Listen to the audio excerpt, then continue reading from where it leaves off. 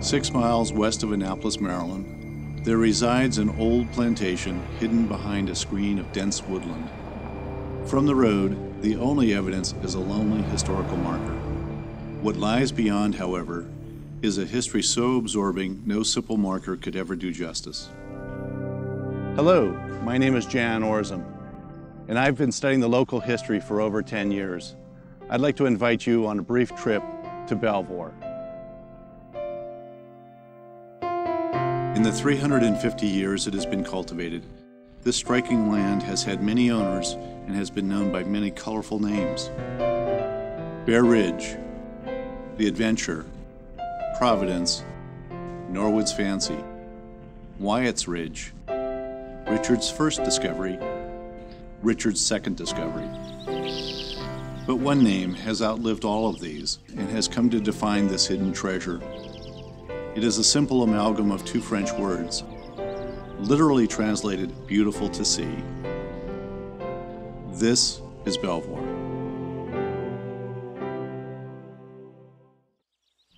Folks would have known Belvoir. They would have known it in Annapolis, they would have known it in Baltimore, they probably even knew it in DC. This would have been a place where people came, not for a night, but for a week or a month. Travelers would have stopped here. They would have caught up on the news. There would have been balls, there would have been tea, there would have been fox hunts. What inspired this proud name, we may never know. Perhaps it was the open meadows, the hills and dales and virgin woodland. Maybe it was the striking banks of the wild, undisturbed Severn. Perhaps the beauty is not in the land itself, but in the honest face of its history, in the thousands of stories all but forgotten in the shadows of time.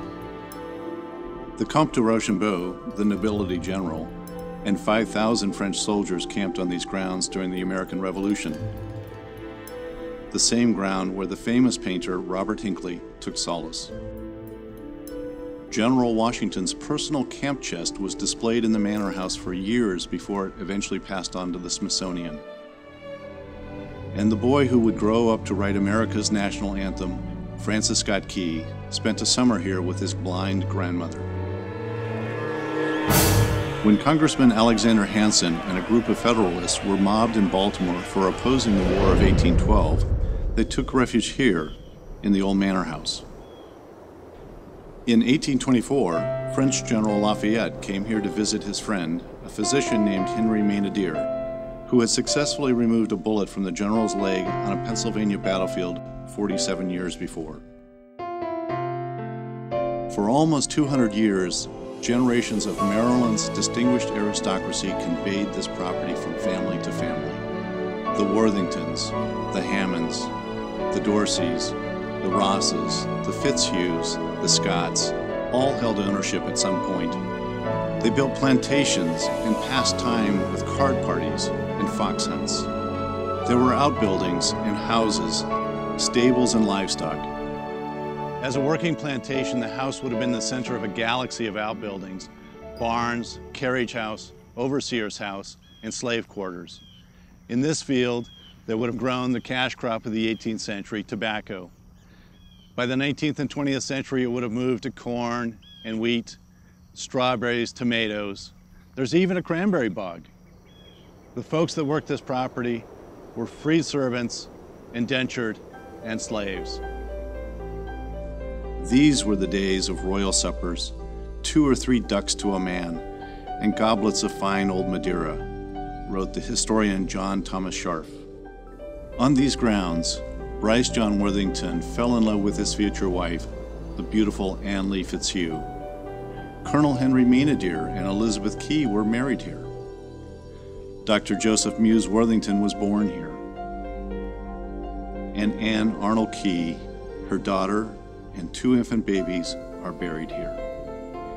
In 350 years of being parceled and sold, inherited and bequeathed, the estate's size has grown and shrunk and grown again, each successive owner christening the land with a new name. The largest tract of land was called Providence. It measured 6,000 acres. The smallest was Richard's first discovery. It was 2 acres. Ownership of this land has ranged from the American gentry to ordinary citizens, from a Catholic society to a school. The highest recorded sale price for the manor house was $25,000, sold in 1816 to Bryce John Worthington. 100 years later, William Rogers bought it for $5.